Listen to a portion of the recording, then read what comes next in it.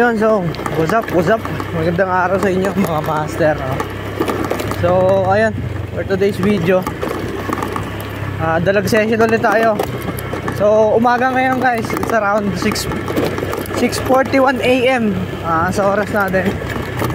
So Saturday, ayan, weekend session tayo ngayon. So medyo matagal-tagal, no, since nung last video natin, medyo ilang linggo na, parang 2 weeks na ata, magte 3 weeks. So ngayon lang ulit tayo makakapag video, makakapag vlog, and hopefully makadali tayo ngayong session natin, no? Today pala ang challenge natin is, ayun, wala tayong lure, iisa ang matino-tino natin lure. So hopefully hindi naman to madonate agad, ano, kasi isa lure na nadala ko. Bale yung matitino ko kasing lure is dalawa na lang, naiwan pa yung isa. So ayan, isa lang ang lure na gamit natin. Ingat-ingat na lang tayo sa sabit para tayo maubusan. Though meron pa naman ako dito iba, kaso magagaan kasi, kaya hindi ko din masyadong ginagamit kasi malapit lang yung cast. So naka 35 pounds tayo na line, tapos maliit na lure. Sacrifice yung ano natin, yung casting distance natin. Ayan, sorry. So eto, pumunta tayo sa spot, malapit naman na tayo. Update ko na lang kayo pag nandun na tayo. Yeah, dito tayo muna tayo sa pretend. May butas dito sa gilid. Ito go hit first cast. Ay, layo agad.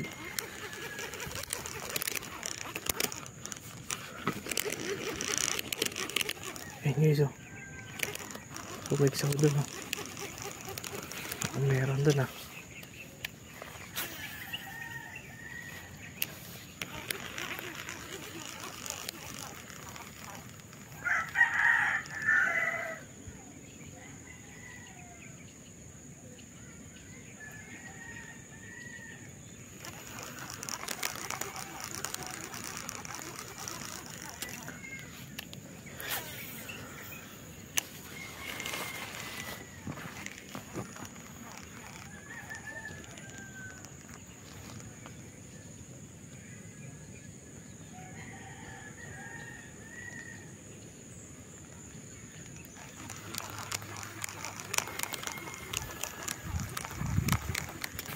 Ingat-ingat na lang.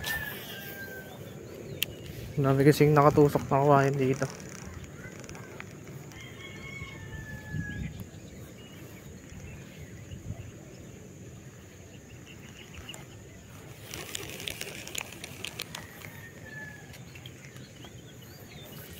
Ayan, dito.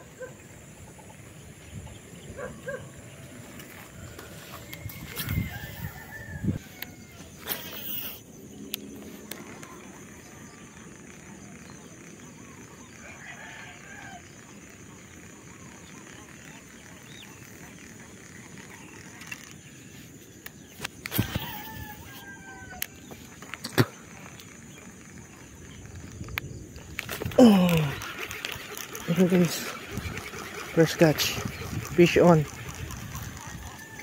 Kaso medyo maliit.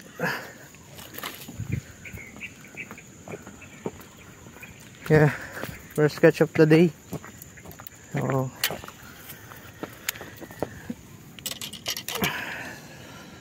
somewhere around 12 to 13 inches siguro.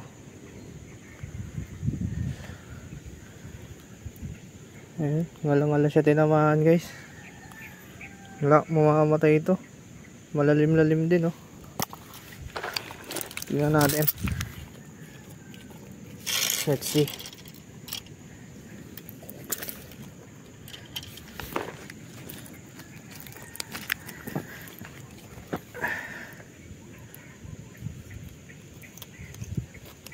Ako. Asap.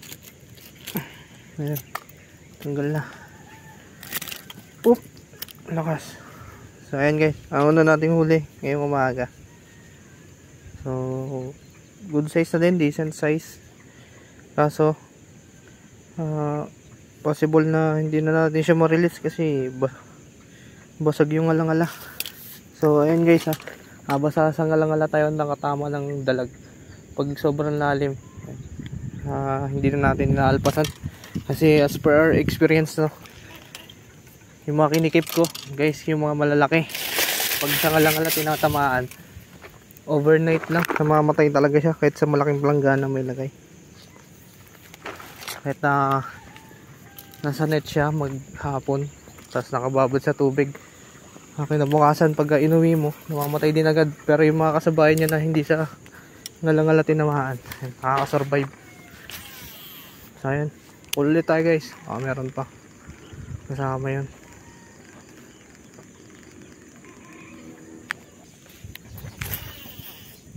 Yun lang. Yo, bitaw ko na anak kong lure.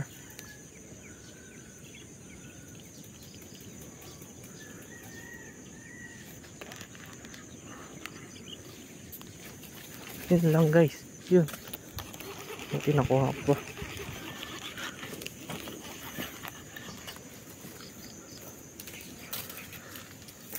Guys, alam nyo ba to? Pakita ko sa inyo.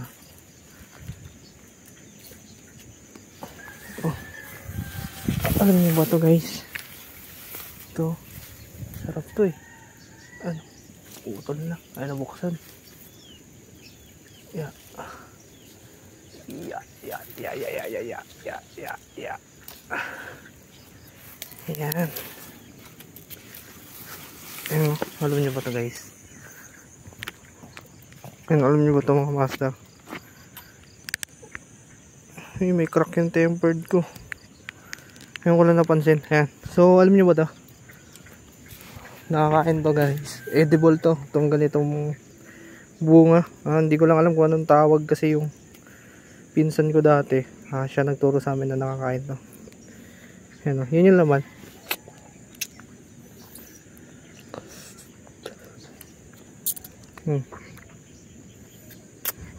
Ang lasa niya guys, parang ano, citrusy siya na maasim, yan, na matamis. Yan.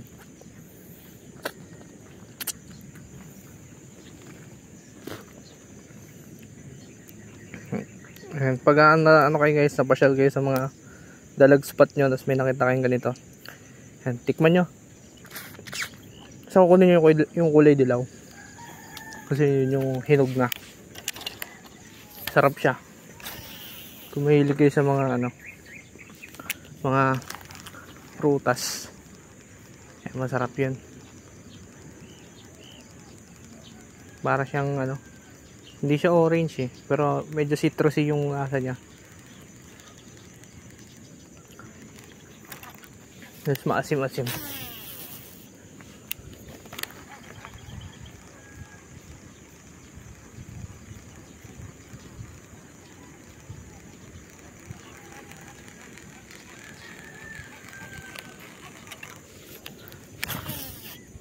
May daanan ng tubig dito.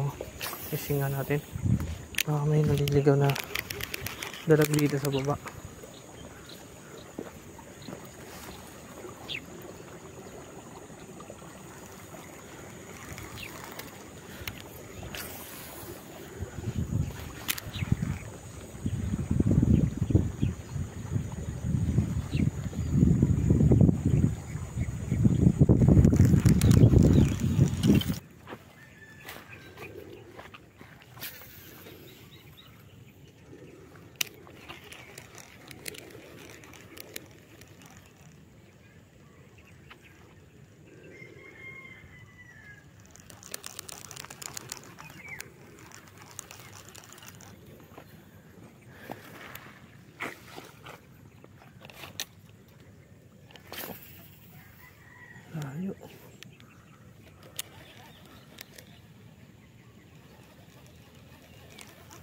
Ano, magbulaan doon ang dalag ko.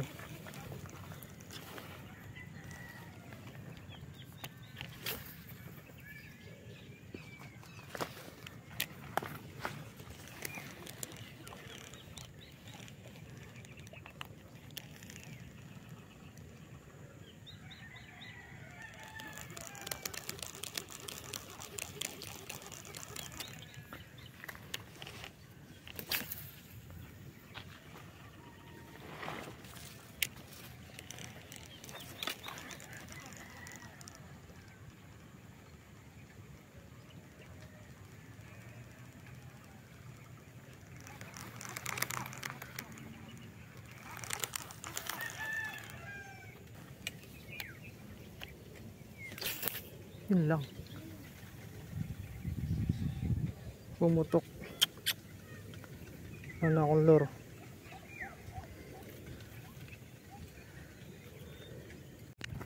Ngayon guys, doon sa kabila. Maganda sana yung spot.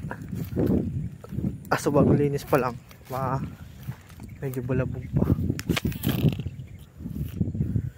Bumabalik. Sayang guys, meron dito ang dalago. Nabalabog. Gusto natin balikan yan sa ibang pagkakataon.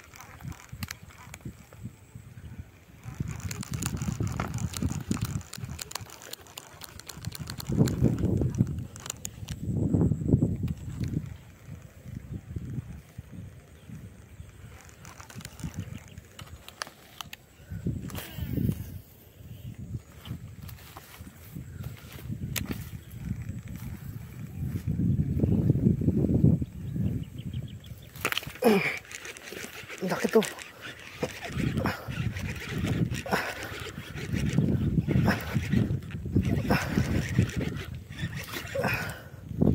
Good size na rin. Uy, pwede na.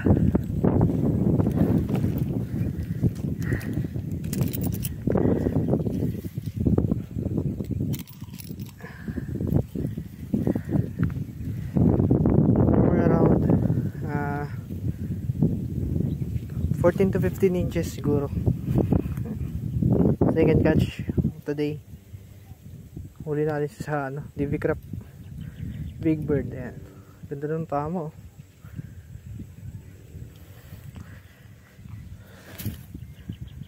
Tatanggalin lang natin.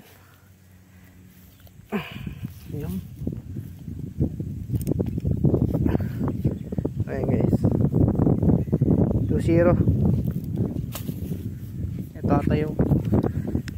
Kumagat din yan sa akin isang araw.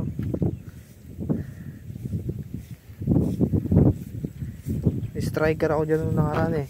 Hindi niya tinamaan yung luro ko. Ito din yun. Nakalipat tayo sa ibang butas. Muna natin ito dyan.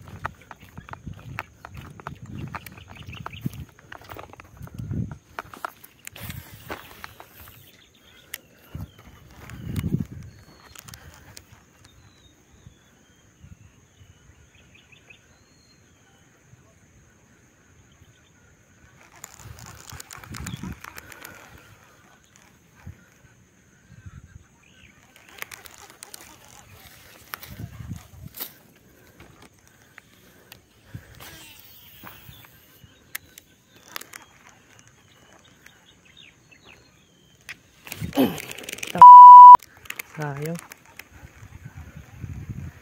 Butaret ata. Tinalon niya eh. Hindi siya tinamaan.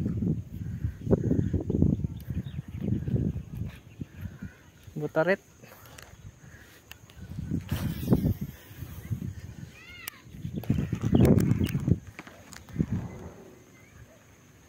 Saba. Makakumagat pa ulit.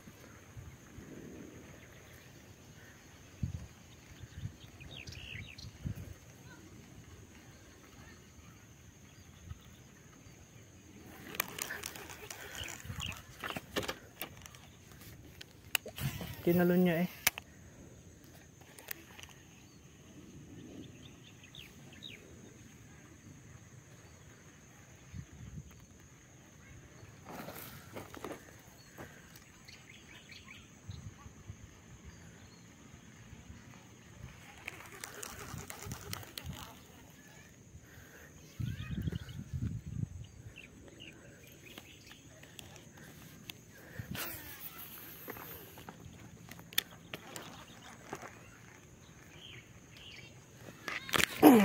Ito malaki guys.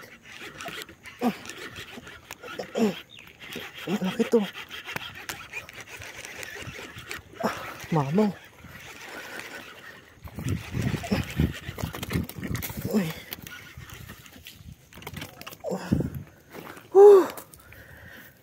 Ang laki.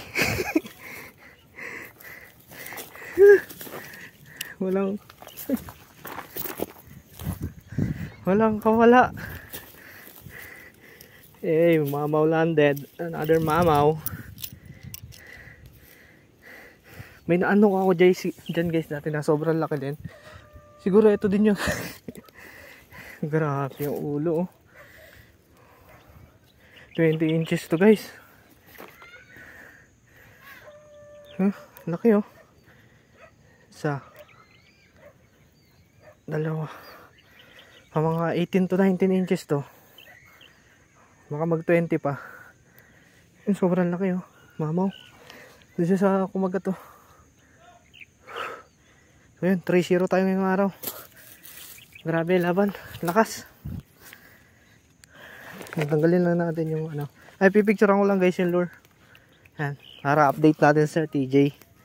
So si Sir TJ ang may-ari ng Just Add Water Fishing. Yan.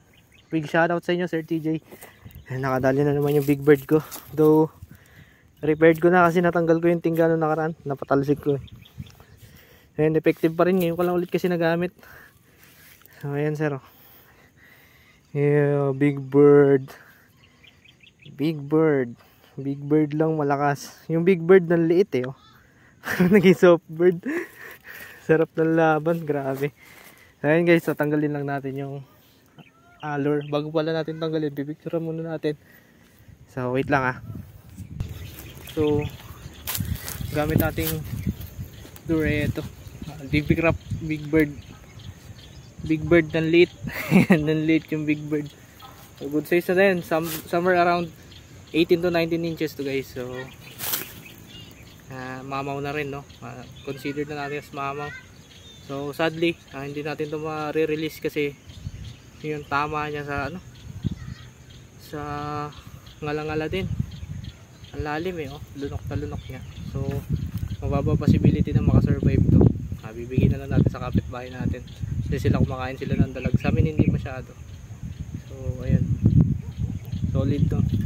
So ayun guys, hindi ko pa rin natatanggal yung hooks. Ayan, tanggalin na natin. Uy. Open your mouth, Johnny.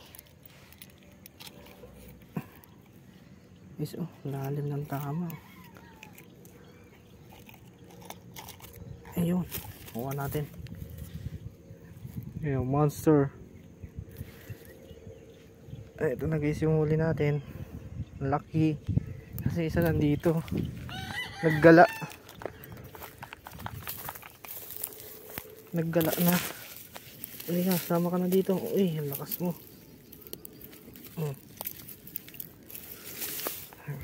2-0. Kadalawa na tayo. Tignan natin, baka may kasama pa yun dyan.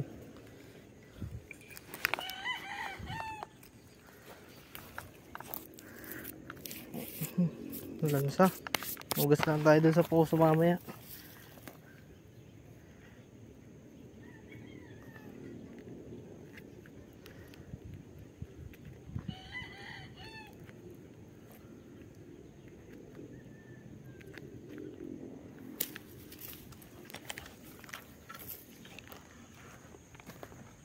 Tignan natin guys, baka may kasama ba siya dyan.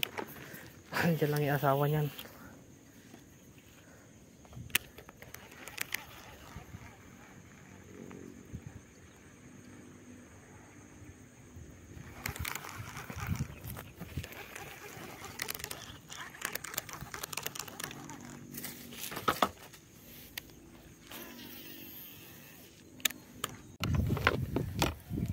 So ayun guys, so, dito na tayo, pack up na tayo ng gamit. Ayan.